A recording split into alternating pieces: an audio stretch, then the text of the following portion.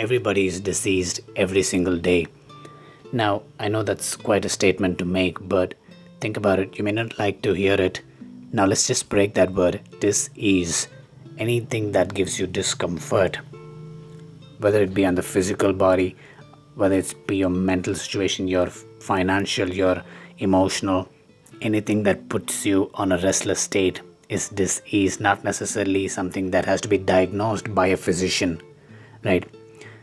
Now, this disease can be as simple as a headache, though that may not be diagnosed again by a physician, but at that time when you're having this headache, you are not at ease, hence you feel this disease. Now, I'm going to be talking about the most common disease that people are going through right now. It's not the COVID, it's not the pandemic. I'm going to talk about fear and how it all starts, because when you know how it all starts, you can pluck it away right at the beginning.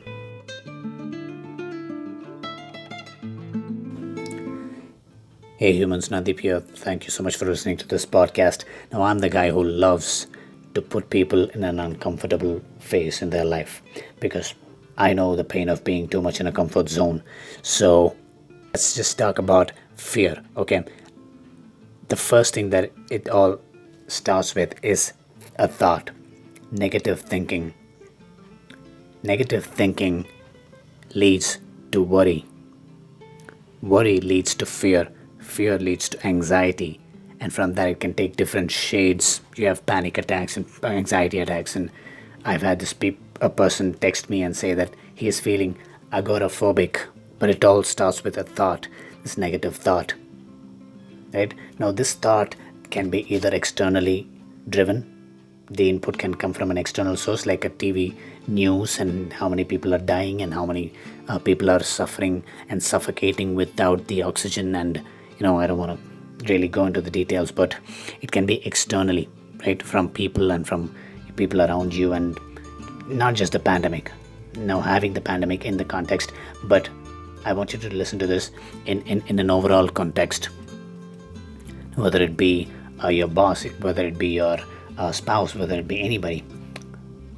Think of this in physical, emotional, in all aspects of life, externally driven. And the other thing can be internally driven. It's more of a processing of what happens on the external side, but it is generated within you. It can be imagination. It can be a processing of what you just grasped from the outside. It all starts with thought. Now, you might have probably heard this, but really putting it to practice, right? This thing of having this control of how you generate your thought, how you perceive it. No matter what comes at you, everybody goes through this, that they are not in control of what comes to them, but it is how they see it. Now, if you somehow feel that you're weak to this, you can't take in a lot of negative things, then the first step is simply stop feeding yourself with negative things. And that's the first step, because a lot of people, I feel that they keep feeding things even though they really don't want to. It's like they don't have control over it, but they really need to scan their entire day and see what the inputs are coming in. Be strict on the input. Now, this is a slogan that I keep telling to myself: be strict on the input. Because when you see life in input, the processing and the output, you can apply this to anything in life, basically. So the input is very important, and when you just filter that out, it'll save much of your time. And then comes this worry. The second stage is this negative thinking leads to worry, and this worry keeps going in loops, and it may lead to fear. Now, again, having a general context here, you might be having fear of losing a loved one because you've been ditched many times, you've been cheated many times, and you have this fear of having this love and trust on someone genuinely. Even if you do, you cannot go a step deeper because that fear comes into play, because your mind has been wired in such a way that it says, I'm afraid I cannot trust people anymore. or it can be fear with money. It's a certain sense of fear. When I say fear, it's not like you're screaming like you're watching in a horror movie, but you know what I mean. It's a subtle fear that can be witnessed in many subtle ways in the choices that you make, in the feelings that it gives you inside of you. You might have been in debt, you might have been cheated many times by other people. Now again, like I said, these are things that happen from the external side, and how you take them is up to you. And right at the beginning is where you need to start to reshape the inputs and take it in a more positive outcome. Now, how do you really do that? Because we're going to go to the next stage now. Fear leads to anxiety, and and of course, we don't want to be going up that far, right? Because we want to stop at a place when we have a reasonable fear. Now, you can have reasonable fear and an unreasonable fear.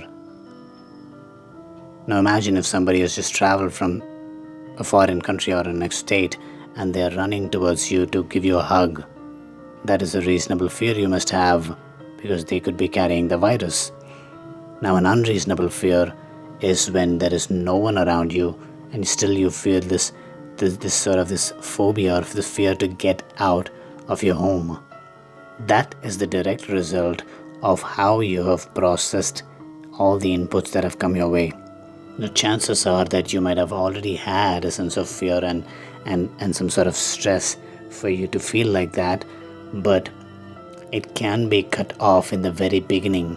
And that is what I mean by being strict on the inputs that come your way. Think of this in all the five senses: what you read through your phone, your laptop, what you see, what you hear.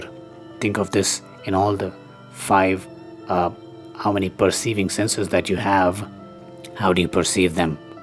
Screen it right there, and I guess this is the starting point, because your subconscious mind does not screen, only your conscious mind does. Your subconscious mind only knows to accept. So it is all this screening that has to be filtering that has to be done by you consciously, and you can do that. That's the part here, and you have to do that. Anything that gives you dis-ease or keeps you at unrest, think about it, reflect on it. Because like I said, this can be applied to any context. It's all with the input. Scan your day. When you really just scan your entire day and see the things that come your way, I think that is where a lot of things can be stopped. Now, there's one thing that I want you to take away from this podcast.